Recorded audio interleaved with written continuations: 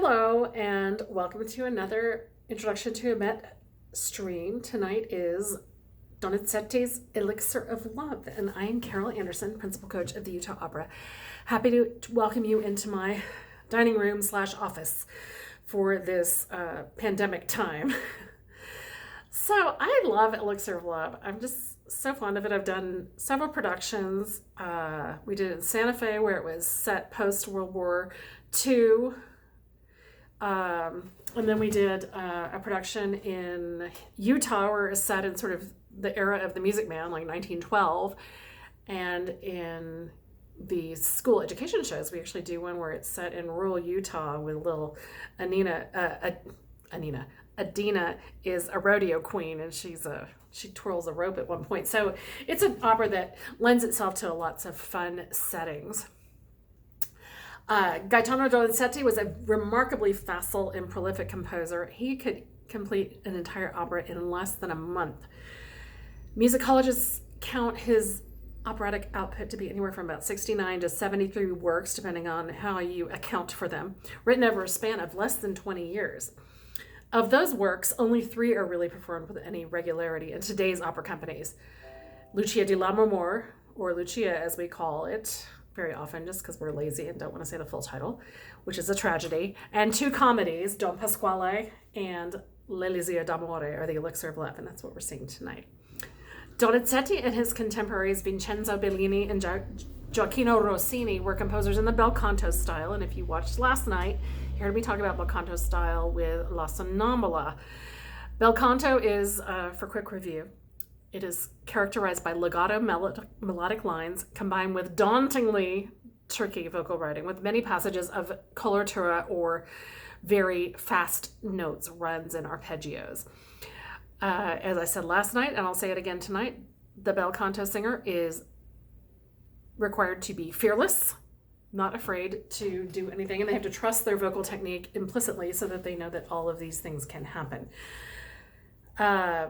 Donizetti does use the solita forma, usual form of a double aria, very often, but less consistently than some earlier operas, and not always in that context of the character's first entrance, which is what it is often associated with.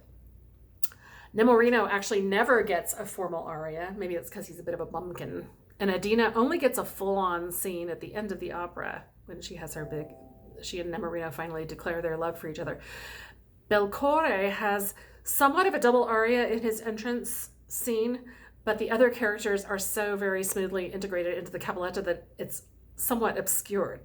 So we see the example that I speak of often, how we learn about structure and typical forms, but then we are also fascinated with how composers stretch those forms and depart from those forms, and that's what makes them unique. So, Adina is a wealthy landowner in an Italian village. She is educated and successful.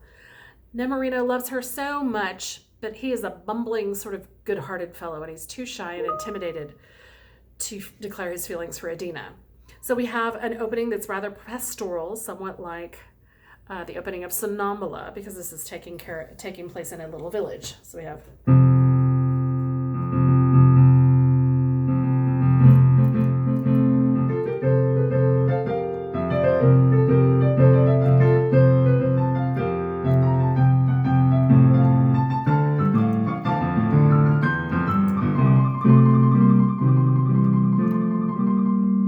That's the melody, that's the introduction to the opening chorus where everyone's having a happy village time. So I said Nemorino is too intimidated by Adina to tell her how much he loves her. And his first aria says that the opening line is "Quanto è bella, quanto è cara, più la vedo e più mi piace." How beautiful she is, how dear. The more I see her, the more I love her. Ma in quel cor non son capace. But in that heart, I am not capable of inspiring her to love. Then he goes on to say why. Essa legge, studia, impara. She reads, she studies, and she learns. Non via cosa era sognata. She isn't going to be, she's not going to like someone who's idiot. He says, io son sempre un idiota. I'm always dumb and I don't really even know how to breathe.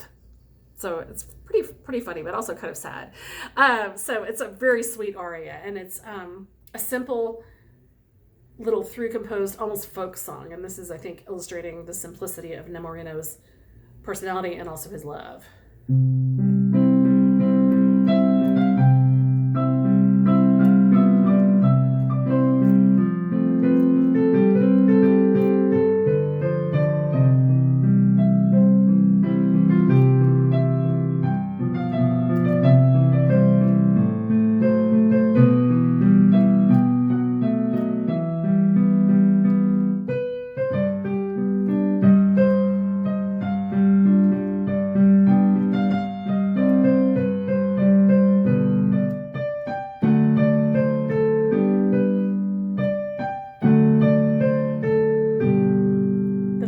Cadenza. Quanto è cara, quanto è bella. Ah. Not much of a cadenza. There's a little bit longer one. Sometimes it just goes. But there's sometimes a cadenza interpolated.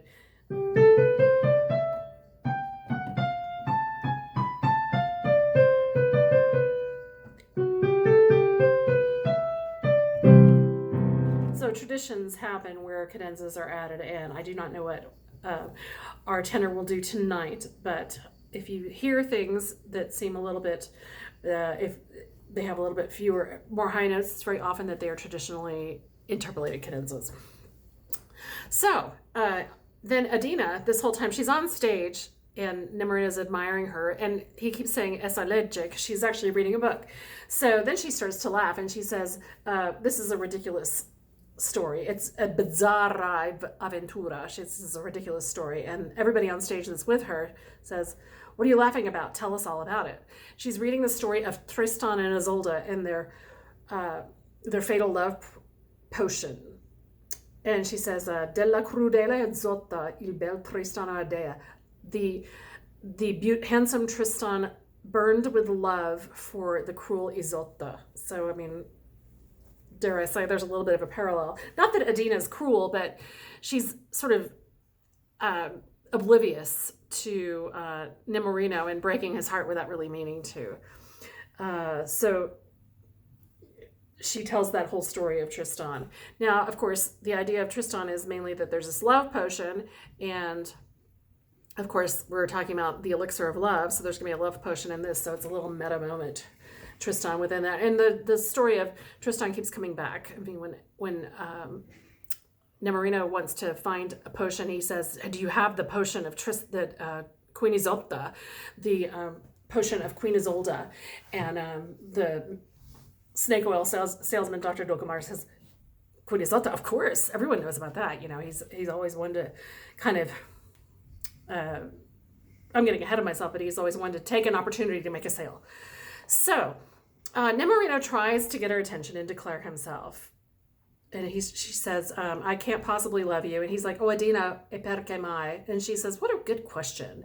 And then she says, you might as well ask the breeze why it blows around without stopping. Or ask the lily or the rose, you know, why it does what it does. Why, you know, all these things. Everything is in nature is just kind of flexible. And as she says, infidel, because they live their own lives. And she's saying, I'm like that, so.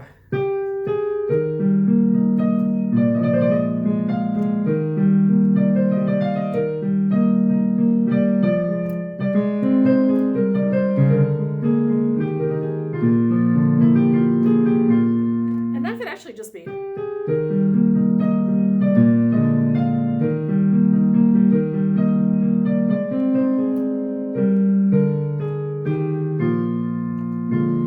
Donizetti, rather than leaving it up to the singer to ornament, which was the tradition decades before, he writes it all out.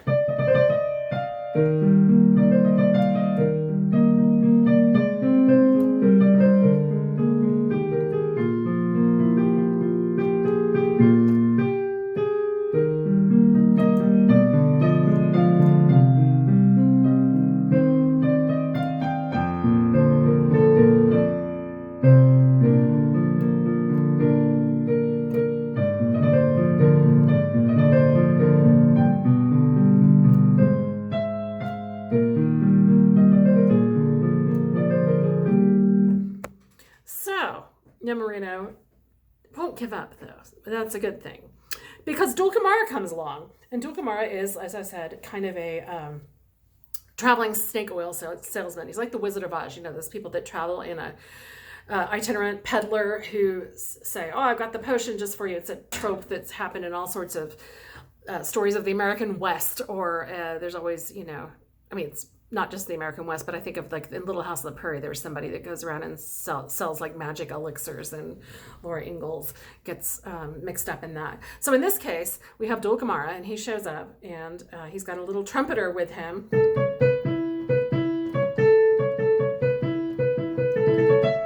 That has a little fanfare to announce him. So he's got an assistant who is often a supernumerary who doesn't speak or sing, but has to be an actor and help the storytelling through his or her movement and action without making any sound. So the trumpet gets everyone excited in the village. They all come to see what's going on. And Dulcamara has his double aria that presents everything about him. He says, Udite. Then he says, O rustici, O rustic people. He's like basically saying, oh, you peasants, listen to me. Attenti. Don't even breathe. Non fiatate. And there's just an octave jump. And someone might add a little ornament or an arpeggio or something like that. And then he builds up the idea. He says, I'm going to show you the most amazing thing. And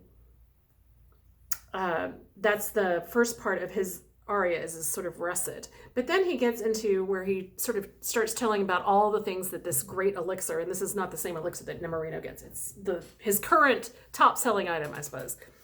He says, it's a miracle elixir, liquor. It can do anything. It can take care of mice. It can... it's a patters moment where there's a lot of words very quickly.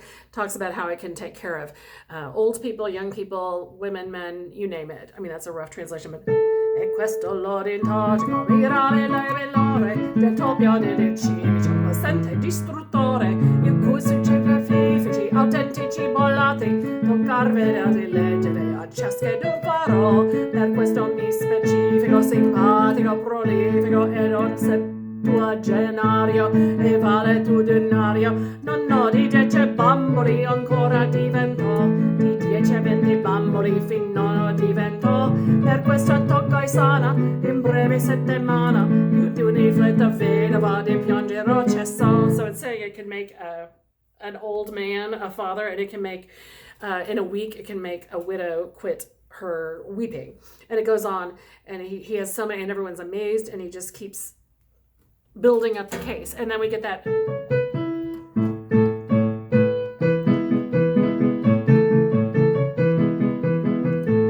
and he in the final section of the aria has that trumpet accompaniment and that melody.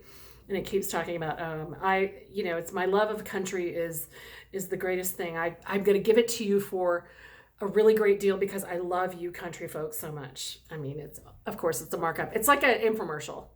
I'm sure there's some version somewhere where an infomercial is the driving force in the production.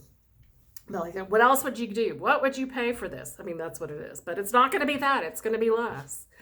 So Nemorino thinks that he's going to have some help here. So he begs Dulcamara. He says, do you happen to have in all of your magic things the magic elixir of Queen Isolta? And Dulcamara's like, I have no idea what you're talking about. But he pretends, and he's like, of course I have that. I mean, it's the most amazing thing. So he takes all of his money and sells him this elixir. It is literally just a bottle of cheap wine. So Nemorino starts to drink, and he is not an accustomed drinker, so he finds himself getting tipsy rather fast. So he has this little fun recitative where he is by himself and he starts to drink the potion. He says, Caro Elixir sei mio, you are all mine. And there's recitative that's got a piano accompaniment or a forte piano accompaniment, but it's not that kind of very free and improvised recitative that you might imagine that happens in a Rossini opera like Barbara Seville that I was going to do before pandemic. where there's a lot of stuff happening. It's a little more simple, the Donizetti keyboard part, because it's not that second recitative that's just going to have all these. So we have little moments of these little interpolated chords, but they're quite simple. And so he says, why am I not going to see the effect until tomorrow? Well, the effect is, he says, you're not going to see an effect until tomorrow because Dulcamara wants to get out of town before Nemorino discovers that he's a fake. And so he says, bevasi, let's drink. And we have drinking music where it's weedo, weedo, weedo, weedo. It's like tippling down the hatch. And then he's like, oh, it's so good. Oh, it's wonderful. Let's have another sip. Then we have these chords of how he's starting to feel drunk. And he thinks it's the power of the elixir coming through. So he starts getting very quickly, he's a very much of a lightweight. And he says, la la la la la la la la. And he's doing something usually silly. And Adina comes in and says, who the heck is that? Who could it be? Oh, it's Nemorino. What's he doing? Why is he so happy? And because, of course, she thinks that he should be sad because she's broken his heart. And then we have more of that,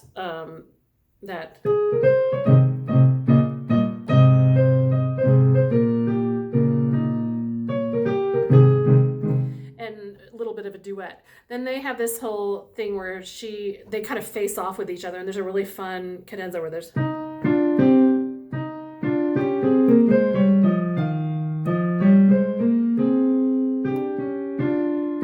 it's kind of a little fun. The cadenza goes out and then back.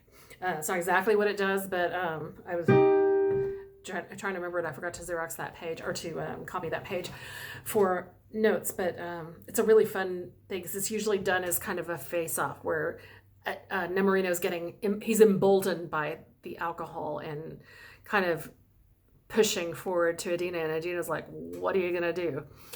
And then Belcore comes in about the time that it's getting a little bit crazy. Belcore comes in and joins everybody, and so Belcore is this soldier who has, he's entered earlier, and he's been the envy of all the ladies. So Adina's been sort of entranced by him, and Nemorino's like, oh, this is what I'd like to be. He's a guy, he's a playa, he's the one that can always say all the right things, and I'm not that. So, of course, he's the bane of Nemorino's existence. So Belcore comes in, who's already shown interest in Adina, and he convinces Adina to marry him quite soon, in a week.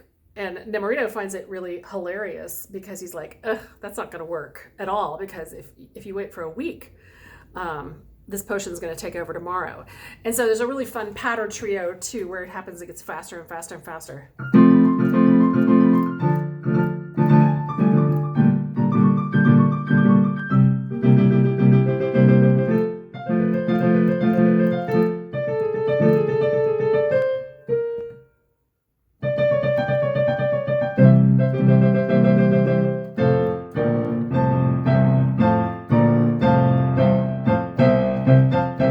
Your basic bel canto cadential moment. When that starts to happen, you're getting to the end. What's really fun about this patter is it gets in this particular moment, it gets shared with it goes from character to character with different words. Adina says, I can't hold my rage in anymore, because she's angry that Nemorino is just being passive, and so. And then Belcore is like, I'd like to give that guy a punch. And then Nemorino says, oh, I've set a trap tomorrow. Everything's going to be different. So it's kind of a fun thing to watch that busy line go through everyone else. So Adina does, in fact, though, say, oh, I'll marry you tomorrow. And then Nemorino's like, oh, no, what am I going to do?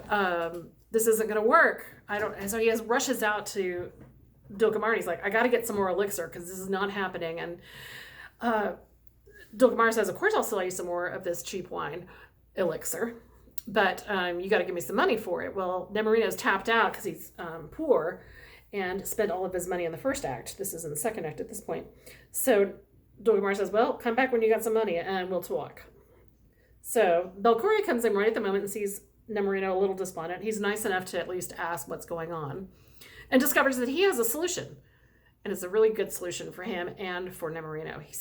Belcoria says, if you will join the army, there's a recruitment bonus. Well, that serves two things. It gets Nemorino the money he wants, but it also will get him out of the way so that Belcoria and Adina can continue on without Nemorino causing issues. So there's a really great duet where Nemorino he's just like, I can't believe my life has come to this point. I'm scared of going to war.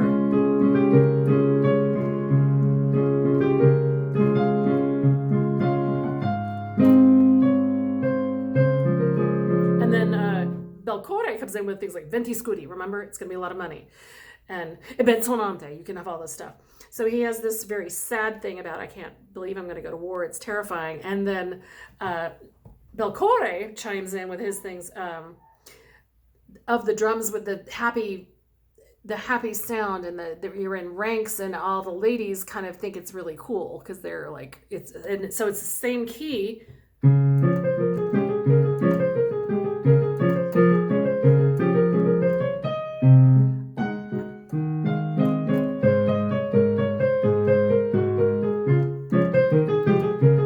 So we have Pater from Belcore, who's totally on his own thing, and then Nemorino singing this lyrically beautiful thing over top of it, and it's quite lovely. So the elixir finally appears to work when he is able to buy some more, because suddenly all of the village girls find Nemorino attractive.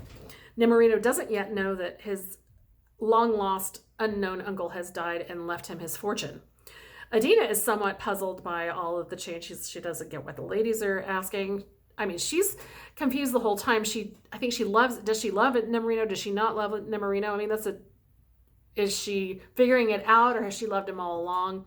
That's answers that the director has to, and the actors have to find in their process of, trying to decide, is she denying it all along? Is she just waiting for Nemorino to have enough bravery to make his move? I don't know. It's a choice that people have to work through. But Dulcamara is like, well, if you're bothered by what you're seeing, I've got this great elixir. And she's like, I don't need your elixir. I have my lady wiles.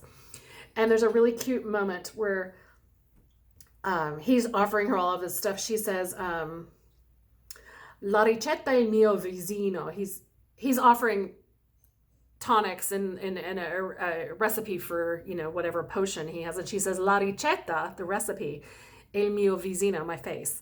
In questi occhi è l'Elixir. And I like the use of l'Elixir. She's in these eyes is the potion.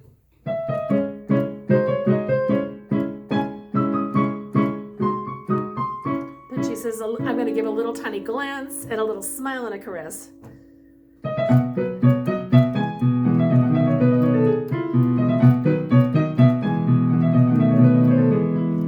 Really cute duet.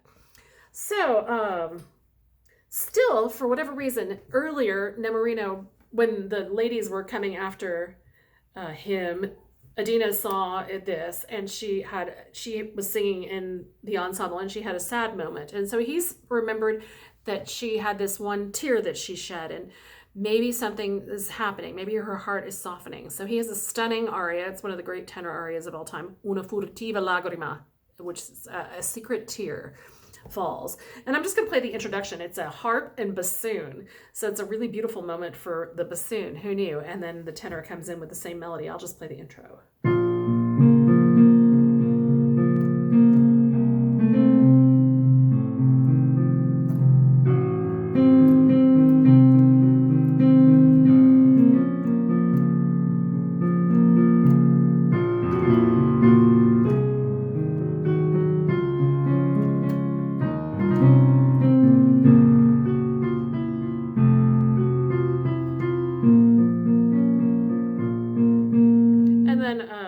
Through the aria, it's not a two-part aria, it's just a strophic aria, meaning the same music twice. But in the second strophe, as he starts to realize how happy his life is going to be if she is in fact in love, it goes into major. So